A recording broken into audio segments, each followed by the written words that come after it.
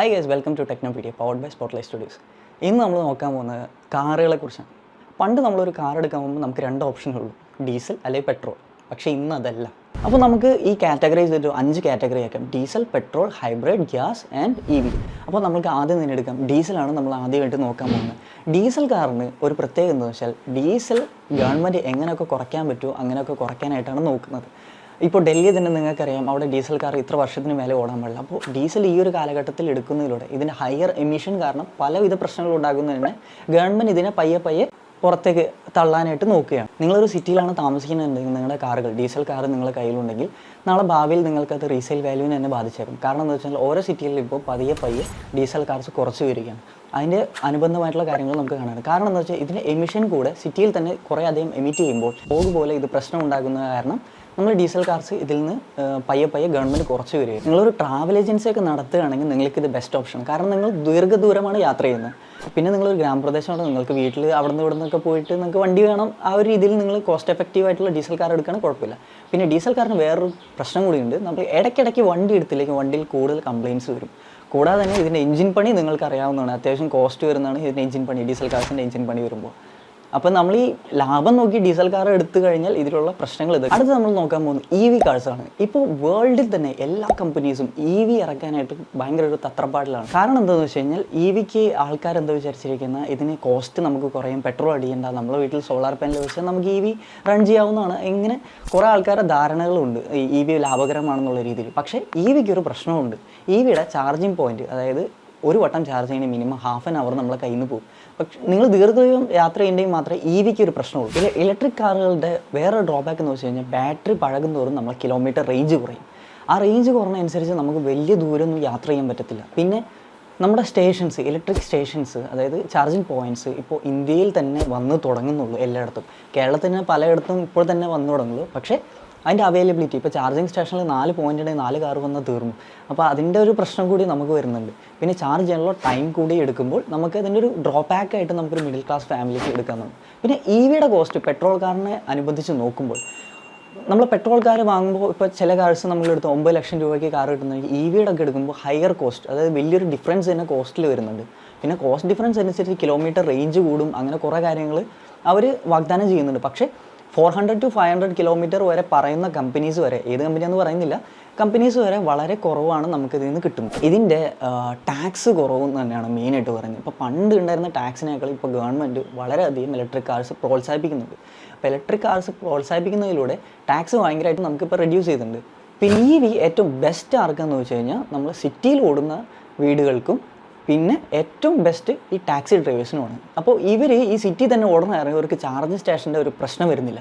2, ഇവർ coffee time ആയാലും ഇവർ നിർത്തിയിട്ടെങ്കിൽ ടൈം ആയാലും അവിടെ ചാർജിങ് പോർട്ട് ഉണ്ടെങ്കിൽ ഇവർക്ക് ഒരു ½ ആൻ അവർ ചാർജ് ചെയ്ത് കഴിഞ്ഞാൽ ഈ സിറ്റി തന്നെ ഇവർക്ക് കൂടുതൽ ഓടാം. ഇപ്പോൾ ബാംഗ്ലൂർ പോലത്തുള്ള സ്ഥലത്ത് തന്നെ EVs കുറേ അധികം ഈ ടാക്സി ഡ്രൈവേഴ്സായി യൂസ് ചെയ്യുന്നുണ്ട്.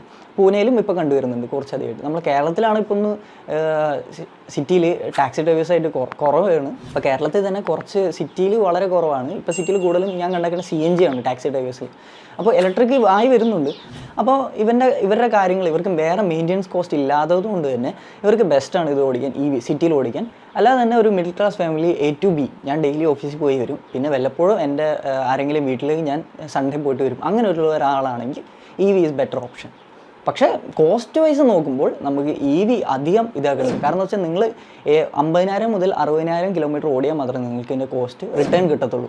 അപ്പോൾ നിങ്ങൾ ഏകദേശം ആലോചിച്ച് നോക്കുക, നിങ്ങളുടെ EV എടുത്തിട്ട് എത്ര കോസ്റ്റ് എഫക്റ്റീവാണ്. EVയുടെ കോസ്റ്റ് എഫക്റ്റീവ് ആയിട്ടുള്ള ഒരു കാര്യങ്ങൾ നമുക്ക് കാൽക്കുലേറ്റ് ചെയ്ത് തന്നെ നമ്മുടെ റിസൾട്ട് ടീം വെച്ചിട്ടുണ്ട്. അത് വേറൊരു വീഡിയോ പറഞ്ഞുതരാം. CNG കാർസിൻ്റെ ഏറ്റവും വലിയ പ്രത്യേകത എന്ന് വെച്ചാൽ കോസ്റ്റ് എഫക്റ്റീവ് തന്നെയാണ്. പണ്ട് തൊട്ടേ നമ്മളെ ടാക്സി ഡ്രൈവേഴ്സ്, ഇപ്പോഴും ടാക്സി ഡ്രൈവേഴ്സും ചില വീടുകളിൽ CNG കാർസ് യൂസ് ചെയ്യുന്നുണ്ട്. ഇതിൻ്റെ ഏറ്റവും വലിയ ബെനിഫിറ്റ് കോസ്റ്റ് എഫക്റ്റീവ് തന്നെയാണ്. നമുക്ക് ഹൈ മൈലേജ് നമുക്ക് ഇതിൽ നിന്ന് ലഭിക്കുന്നു. ഒരു 35, ഒരു അത്യാവശ്യം നല്ലൊരു കാറാണെങ്കിൽ 35 to 25 മൈലേജ് നമുക്ക് കിട്ടുന്നുണ്ട്. മറ്റേ പെട്രോൾ കാറും ഡീസൽ കാറിനെ അപേക്ഷിച്ച് മൈലേജ് കൂടുതലാണ്. കൂടാതെ ഇതിൻ്റെ കോസ്റ്റ് എഫക്റ്റീവ് പെർ കിലോയ്ക്ക് 85 ആ ഒരു റേഞ്ചിൽ നമുക്ക് കിട്ടുന്നതാണ്.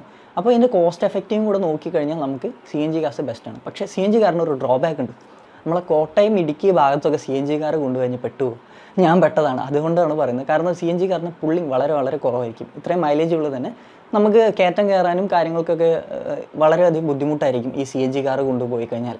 പിന്നെ ഇപ്പോൾ ഇന്നാളൊരു ചേട്ടൻ ലോഡ് കൊണ്ടുപോകണമുണ്ട് CNG കാറിൽ. അപ്പോൾ ഞാൻ ആളോട് ചോദിച്ചു, എങ്ങനെയുണ്ട് കാര്യങ്ങൾ എന്നൊക്കെ ചോദിച്ചപ്പോൾ ആൾ പറഞ്ഞു ഇടയ്ക്ക് പുള്ളിയും കുറവാണ്, പക്ഷേ അത്യാവശ്യം ഓടാനൊക്കെ ഇത് ലാഭകരമാണെന്ന് പറയുന്നത്. അപ്പോൾ CNG കാർസ് നിങ്ങൾക്ക് എടുത്തു കഴിഞ്ഞാൽ നിങ്ങൾക്ക് അത്യാവശ്യം ദൂരം യാത്ര ചെയ്യണം, പിന്നെ പ്ലാനിങ് കൂടി ചെയ്യേണ്ടി വരും. കാരണം ഇൻഫ്രാസ്ട്രക്ചർ വളരെ വളരെ കുറവാണ് നമ്മൾ കേരളത്തിൽ ഇപ്പോൾ ആയി വരുന്നുണ്ട്. അപ്പോൾ നിങ്ങൾ CNG കാർസ് ഇപ്പോൾ മാപ്പിലിട്ടിട്ട് തന്നെ ഇന്ന സ്ഥലത്ത് to A to B point, ഇന്ന സ്ഥലത്ത് ഞാൻ ചെന്ന് CNG അടിക്കണം, ഗ്യാസ് ഞാൻ നിറയ്ക്കണം, ആ ഒരു രീതിയിൽ നിങ്ങൾ പ്ലാൻ ചെയ്ത് പോകണം. പിന്നെ അവിടെ എങ്ങാനും ഈ CNGയുടെ ഇപ്പോൾ ലോങ് നിങ്ങൾ പോവുകയാണെങ്കിൽ ഇപ്പോൾ കേരള ടു ബാംഗ്ലൂരൊക്കെ പോവുകയാണെങ്കിൽ അപ്പോൾ അതിനനുസരിച്ച് point A to B A to C അങ്ങനെ നിങ്ങൾ പോയിൻ്റ് അനുസരിച്ച് നിങ്ങൾ പ്ലാൻ ചെയ്തിട്ട് വേണം പോകാൻ. അപ്പോൾ അതൊരു ഡ്രോബാക്ക് തന്നെയാണ്, ഇൻഫ്രാസ്ട്രക്ചർ ആയി വരുന്നുള്ളൂ. അപ്പോൾ നമ്മൾ കേരളത്തിൽ അത്യാവശ്യം ഉണ്ട്, എന്നാലും വേറെ പുറത്ത് സംസ്ഥാനങ്ങളാണ് ഞാൻ പറഞ്ഞു വരുന്നത്. അപ്പോൾ നിങ്ങൾ ലോങ് ഒക്കെ പോവുകയാണെങ്കിൽ നിങ്ങൾ പ്ലാൻ ചെയ്തിട്ട് തന്നെ പോകണം. ബട്ട് ആസ് എ ഓഫീസ്, അതായത് നിങ്ങളൊരു സ്റ്റാർട്ടപ്പ് ഒക്കെയാണ്, നിങ്ങൾക്ക് ചെറിയ രീതിയിലാണ് കൊണ്ടുപോകേണ്ടതെന്നൊക്കെ ഉണ്ടെങ്കിൽ നിങ്ങൾക്ക് CNG കാർസ് നന്നായിരിക്കും. പിന്നെ കൂടാതെ നിങ്ങൾക്ക് ഒരു ഫാമിലി ഉള്ളൂ, നിങ്ങൾക്ക് ഒരു അത്യാവശ്യം രീതിയിൽ പോകേണ്ടതുള്ള രീതിയിലാണെങ്കിൽ നിങ്ങൾക്ക് CNG കാർസ് ബെസ്റ്റായിരിക്കും. ഇനി നമ്മൾ പറയാൻ പോകുന്നത് പെട്രോൾ കാർസാണ്. എല്ലാവർക്കും അറിയാം, നമുക്ക് പെട്രോൾ കാർസിനെ കുറിച്ച് കൂടുതൽ ഞാൻ പറയേണ്ട ആവശ്യം. അപ്പോൾ പെട്രോൾ കാർസിനെ കുറിച്ച് എല്ലാവർക്കും അറിയാവുന്നതുകൊണ്ട് തന്നെ ഞാൻ അത് ഈ ഒരു പാർട്ട് സ്കിപ്പ് ചെയ്യണം. നമുക്ക് അടുത്ത പാർട്ട് ഹൈബ്രിഡ് കാർസ്. നിങ്ങൾ അറിയാത്തൊരു സെക്ഷൻ തന്നെയാണ് ഹൈബ്രിഡ് കാർസ് എന്ന് പറയുന്നത്. ഹൈബ്രിഡ് കാർസിൻ്റെ ഏറ്റവും വലിയ പ്രത്യേകത എന്ന് വെച്ച് കഴിഞ്ഞാൽ നമ്മളെ എമിഷൻ കുറവാണ്, പിന്നെ മൈലേജ് വളരെ കൂടുതലാണ്. മറ്റേനൊക്കെ നോക്കുമ്പോൾ പെട്രോൾ കാർസിനെ അപേക്ഷിച്ച് നോക്കുമ്പോൾ മൈലേജ് നമുക്ക് അത്യാവശ്യം കൂടുതലായിട്ട് കിട്ടും. കൂടാതെ ഹൈബ്രിഡ് കാർസിൻ്റെ ഗുണം എന്ന് വെച്ചാൽ ലെസ് മെയിൻ്റെനൻസ് എന്ന് പറയുന്നുണ്ട്, പക്ഷേ മെയിൻ്റെനൻസ് സാധാ കാറിന് വരുന്ന അത്യാവശ്യം മെയിൻ്റെനൻസ് വരുന്നതാണ് എൻ്റെ ഒരു അഭിപ്രായം. ഇപ്പോൾ ചിലർ എന്താ പറയുക, കാറ് വിൽക്കാനായിട്ടുള്ള ഇതിൽ ലോ മെയിൻ്റെനൻസ് എന്നൊക്കെ പറയും. അങ്ങനെ എനിക്ക് തോന്നിയിട്ടില്ല.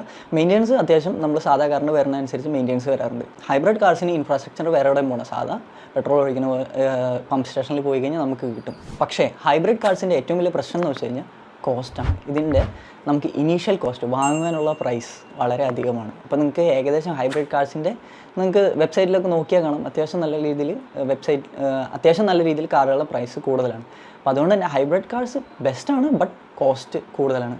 അപ്പം നിങ്ങൾക്ക് ഹൈബ്രിഡ് കാർസ് എടുക്കാമെന്ന് വെച്ചാൽ ഇപ്പോൾ നിങ്ങൾക്ക് വളരെയധികം ലോങ്, നിങ്ങൾ ഇന്ന് ഇവിടെയാണെങ്കിൽ, ഇന്ന് കേരളത്തിലാണെങ്കിൽ നാളെ എവിടെയെങ്കിലും പോകണ കാറിൽ തന്നെ എനിക്ക് പോകണം, അങ്ങനെ ഒരാളാണെങ്കിൽ നിങ്ങൾക്ക് ബെസ്റ്റ്. ഇപ്പോൾ തൃശ്ശൂരാണെങ്കിൽ നാളെ ഞാൻ കാസർഗോഡേക്ക് എനിക്ക് രാവിലെ തന്നെ കാറിൽ പോകണം, അങ്ങനെ ഒരാളാണ് ഹൈബ്രിഡ് കാർസ് നിങ്ങൾക്ക് കോസ്റ്റ് എഫക്റ്റീവ് ആയിരിക്കും. ഇപ്പോൾ ഇതിൻ്റെ വീഡിയോയുടെ ഒരു കൺക്ലൂഷനായിട്ട് നമുക്ക് പറയാം, ഇപ്പോൾ സാധാരണക്കാരൻ ഒരാളാണെങ്കിൽ നിങ്ങൾക്ക് വലിയ വലിയ സ്ഥലം, കോട്ടയം, ഇടുക്കി അങ്ങനെ ഒരു മലപ്രദേശമല്ല, നിങ്ങളൊരു നോർമലായിട്ടുള്ള സ്ഥലത്താണ് നിങ്ങൾ CNG എടുക്കുക, നിങ്ങൾക്ക് അത്യാവശ്യം ബെറ്റർ ആയിരിക്കും. അല്ലെങ്കിൽ നിങ്ങൾക്ക് ചെറിയ ചെറിയ ടൗണിൽ മാത്രമാണ് ഞാൻ കളിക്കുന്നുള്ളൂ, ഞാൻ വലിയ സ്ഥലത്തൊന്നും പോകുന്നില്ല, എനിക്ക് രാവിലെ പോയി വരിക, വൈകുന്നേരം എൻ്റെ വീട്ടിലെത്തിയാൽ മതി, ആ ഒരു രീതിയിലാണ് നിങ്ങൾക്ക് ഇലക്ട്രിക് കാർസ് ബെറ്റർ ആയിരിക്കും. പിന്നെ നിങ്ങൾ കോട്ടയം, ഇടുക്കി മേഖലയിലുള്ളവരാണെങ്കിൽ പെട്രോൾ കാർസായിരിക്കും കുറച്ചുകൂടെ നിങ്ങൾക്ക് അല്ലെങ്കിൽ ഹൈബ്രിഡ് കാർസ് ആയിരിക്കും. ഹൈബ്രിഡ് കാർസ് ലോങ് പോകുമ്പോൾ മാത്രമേ ഞാൻ സജസ്റ്റ് ചെയ്യുള്ളൂ, കാരണം അതിൻ്റെ കോസ്റ്റ് അത്രയും കൂടുതലാണ്, നമ്മൾ സാധാ വിചാരിച്ചതിനേക്കാളും കോസ്റ്റ് കൂടുതലാണ്. അപ്പോൾ ഈ ഒരു കാര്യങ്ങളൊക്കെ നിങ്ങൾ ജസ്റ്റ് നിങ്ങളെ മൈൻഡിലുണ്ടായിരിക്കുക കാർ എടുക്കാൻ പോകുമ്പോൾ. ഇതിൽ കൂടുതൽ കാര്യങ്ങൾ നിങ്ങൾക്ക് അറിയുന്നെങ്കിൽ കൂടുതൽ വെയിറ്റ് ചെയ്യുക. നമ്മൾ ടെക്നോളജിനെ കുറിച്ച് ഡിസ്കസ് ചെയ്യുകയാണ്, നമ്മൾ കാറുകളെ കുറിച്ചല്ല. നമ്മുടെ ചാനൽ സബ്സ്ക്രൈബ് ചെയ്താൽ മാത്രമേ നിങ്ങൾക്ക് കൂടുതൽ വീഡിയോസ് കാണാൻ പറ്റുള്ളൂ. അപ്പോൾ അടുത്ത വീഡിയോയിൽ വീണ്ടും കാണാം.